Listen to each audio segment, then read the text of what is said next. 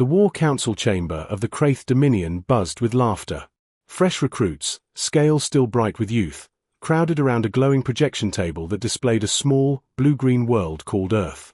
"They're fragile," one snorted. "Their bones snap like twigs." Another sneered. "Their planet barely holds one moon. Primitive primates, they still tell stories of monsters to frighten their young." The room erupted in laughter. Then the doors hissed open. General Vorin entered.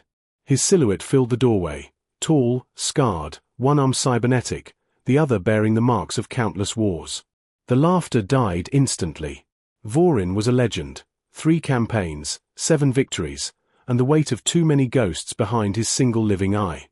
He said nothing at first, only stared at the holographic image of Earth.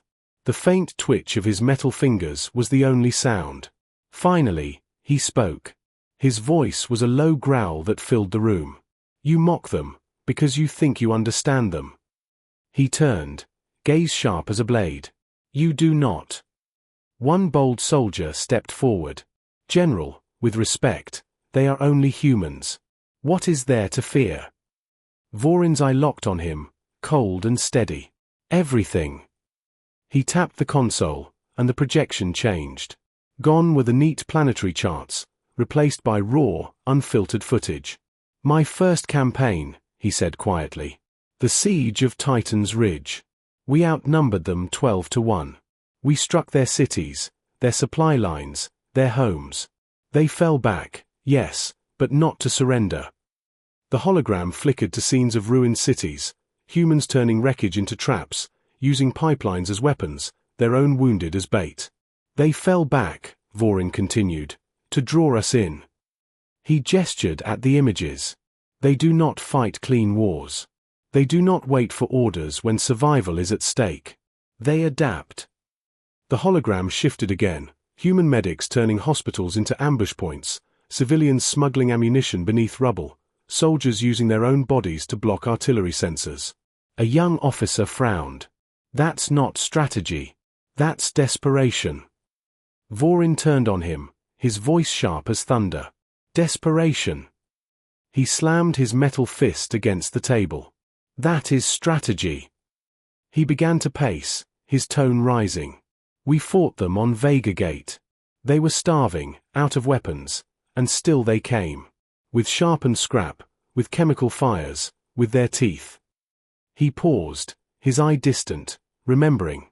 "Do you know what it's like to watch a creature bite through your sergeant's throat while its own arm burns away?" The soldiers shifted uncomfortably. The chamber that had once echoed with laughter now felt heavy, silent. "They tell stories," Vorin said at last, softer now. "Legends of monsters, demons, ghosts." He stared at the blue planet once more.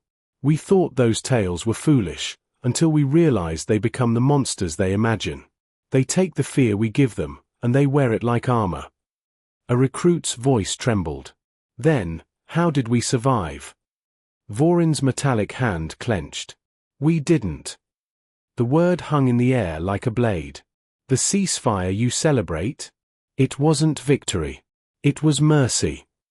He turned toward them, eyes burning. "They stopped because they'd made their point, that no matter how hard we strike, they will outlast us. Not because they are strong, but because they refuse to stop." The recruit stood silent, wide-eyed, staring at the image of Earth, that small, fragile world suddenly seeming vast and terrible. Vorin stepped toward the door. "Mock their myths if you wish," he said. "But remember this, when the next war comes, and it will come." He looked back one last time. "Every story they tell has a root. And every root has teeth." The doors closed behind him with a hiss, leaving only the hum of the projector, and the quiet rustle of our knees spreading through the ranks.